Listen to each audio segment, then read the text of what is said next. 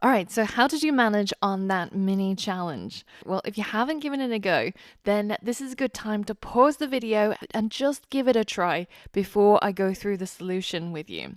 It's really, really important that you try and do this yourself because I can't be here with you every single time you try to make a website. So it's really, really important that you pick up on these skills by yourself. And remember, I'm watching you, but not in a creepy way. Just like, I haven't hacked your webcam or anything. I'm just, saying like metaphorically. Anyways, moving on. So, I presume that you've already given it a go and you've struggled and maybe you failed, maybe you succeeded. So we're going to run through the solution now. So essentially what we're trying to achieve is this outcome. We've got 3 features which each have a font awesome icon above them and they are responsive. So when we're in the iPad and the iPhone sizes, there's only 1 feature per row and they take up 100% of the width. Plus there's also the fonts and the colors, and also when you roll over these icons, they change a color. So we've learned how to do all of this before, and it's a matter of remembering it, giving it a go, and searching Google if we get stuck. So let's get started. So I'm going to keep the final piece over here just to compare, but the site as we have it up to now looks much less interesting and a bit more like this. So the first thing I'm going to do is I want to give each of these features their own div. Because as you can see at the moment, if we scroll down to the right section, I've got these 3 sets of features and they each have an H3 title and a paragraph just explaining the feature.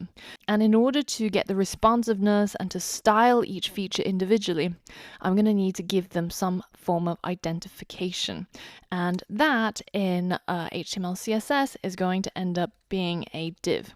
So I'm going to create 3 new divs and I'm going to give each div a custom class name. So I'm going to call them feature box, which seems to make sense to me. Doesn't really matter what you call them as long as they are the same because we're going to apply the same style to each feature box. So let's create another div, feature box, and I'm just going to copy this and paste it, and we can now transplant these lines over to here.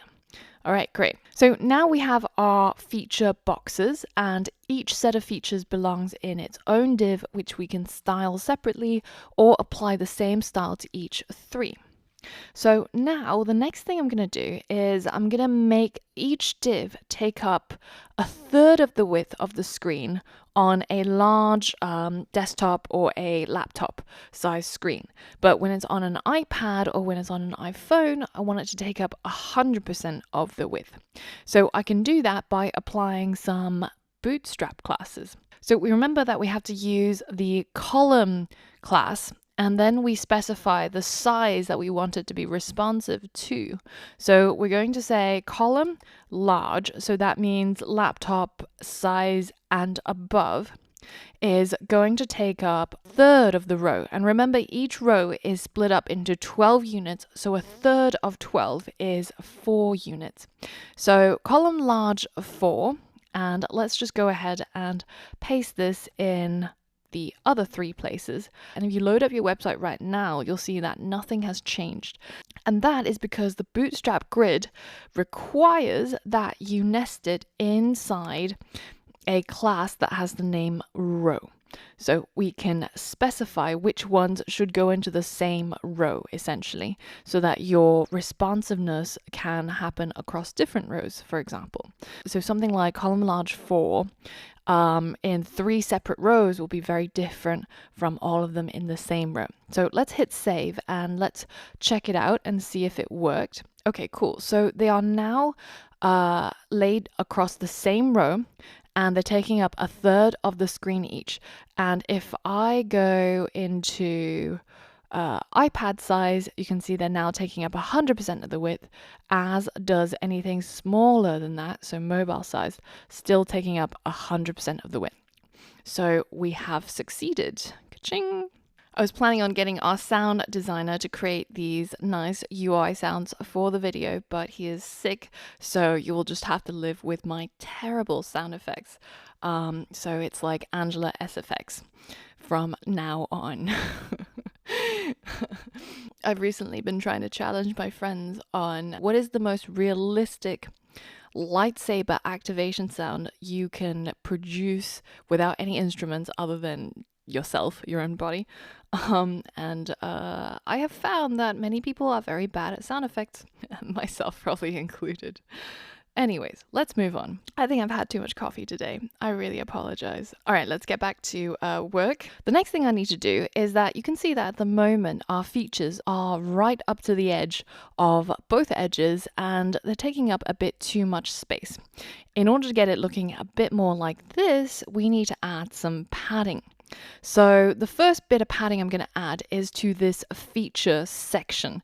So that's this big box here, and you can see the 3 parts highlighted. So we can go into our CSS and we can select the features section. So we are now down to title, image, and let's add features section. And let's just comment that out. So we can now target our features. And remember, it's an ID, so we have to use the hashtag or the pound sign. And I'm going to add a padding around all 4 sides, and it's going to be 7% top and bottom and 15% left and right. So basically almost double the amount of space on the left and right as there is on the top and bottom. So now let's hit refresh, and you can see this is looking pretty nice, right? So each of our feature boxes are now centered in the middle of our feature div. And you can see that with that little bit more white space, it's much easier to read, a lot more organized, and it's getting close to what we want as our final outcome. So the amount of padding that you might have added might differ from mine, but as long as you've got a similar end outcome, then that's absolutely fine. There's many, many ways of skinning a cat. It's probably not very vegan friendly. There's many ways to peel a carrot, maybe. Let me think on that. Oh boy, this video is going to need a lot of editing out.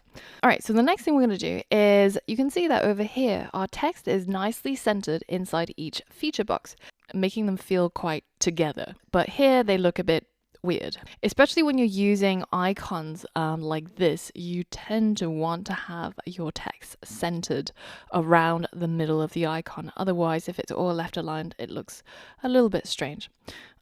So let's go ahead and do that. So remember that previously we added this feature box class, which goes around each and every feature.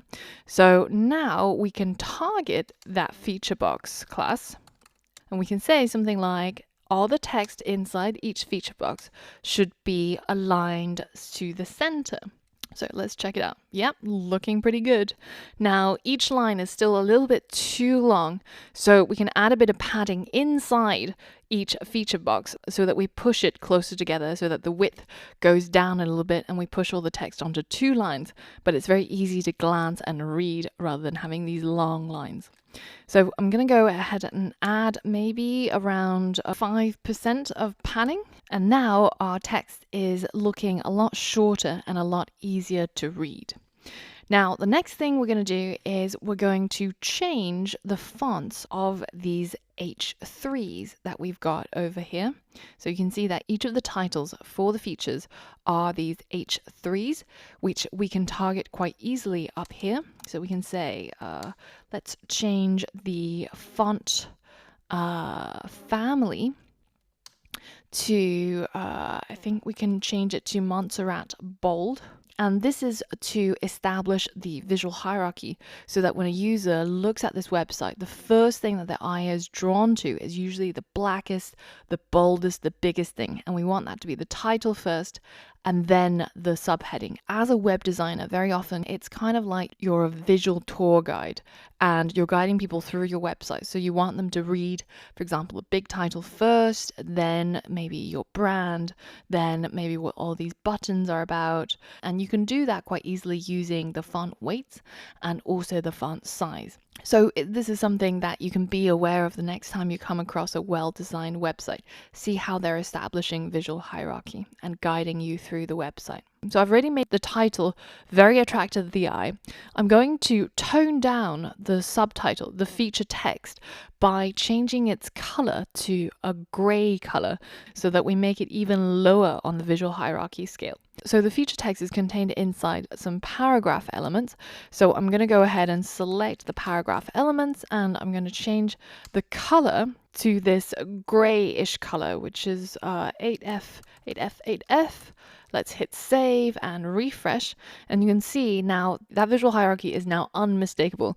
There is no way that somebody's eye is going to be drawn to this line before it is drawn to this one. All right, so that's looking pretty good. Now, the next thing is we need to add some icons, right? And as I told you, we're going to get that from Font Awesome. So let's head over and let's search for those images. So I've got the heart one and the target and also the check mark, which is in a circle.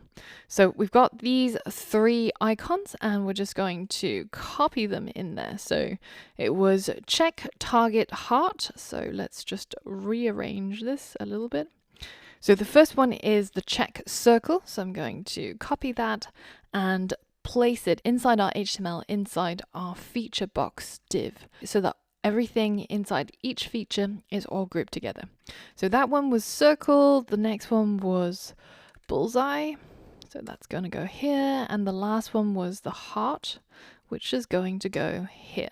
All right, so now you'll see that we have our tiny icons here, but that's a little bit too small to see, and we need to make it a little bit larger. So rather helpfully, the Font Awesome icons all come in different sizes.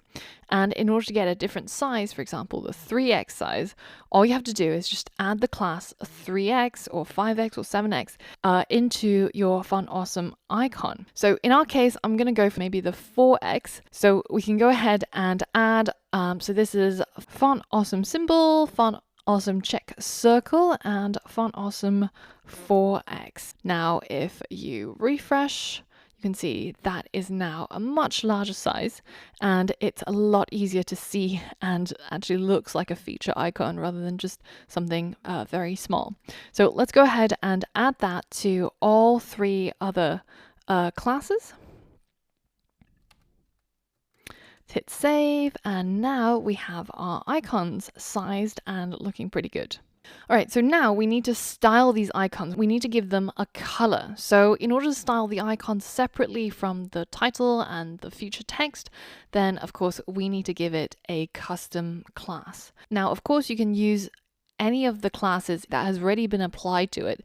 But for example, if you pick this class, FA check circle, then you'll have to add more styles to these other 2. Now, if you pick something that's common between all 3, say FAS, that means if you use any Font Awesome symbol, then you're going to be applying the same style to that feature icon as well. So it's always a good idea to apply custom classes when you're trying to style it inside the CSS, unless you're just trying to customize some feature of Font Awesome or of Bootstrap. So in this case, I'm just going to give it a class of icon, and I'm going to paste it in all 3 places, and that allows us to now go into our CSS and style our icon. So our icon is going to be colored in this orangey color, and when we hover over it, it's going to be the same color as this background. So I've already provided those hex values to you. So the normal color is going to be EF8172. Let's hit save and check it out.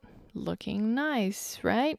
So it'd be nice if there was a little bit of space between this icon and this title, because at the moment they're a bit too squished together. It's kind of sitting right on top of that feature and it doesn't look very good, a bit too mushed together. So let's add a margin bottom to the icon of maybe say just 1 rem.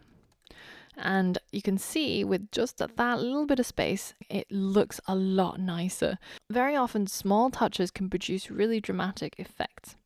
So the final thing that we want to do for our challenge is make it change color when we hover over the icons. And the color is going to be this same red color in our color palette. So do you remember how to change hover states? Well, we have to use a pseudo class called hover. So we select the icon, we use a colon, and we select one of these pseudo states. And the one that we want is called, I'm never going to get to it. All right, I'm just going to type it in. It's called hover. And we've seen this previously when we looked at classes and pseudo classes and selectors in CSS, but we're going to put it into action in this case. And when our icon is inside the hover state, I'm going to change the color to FF4C68, which is that pinkish color that we've got at the top.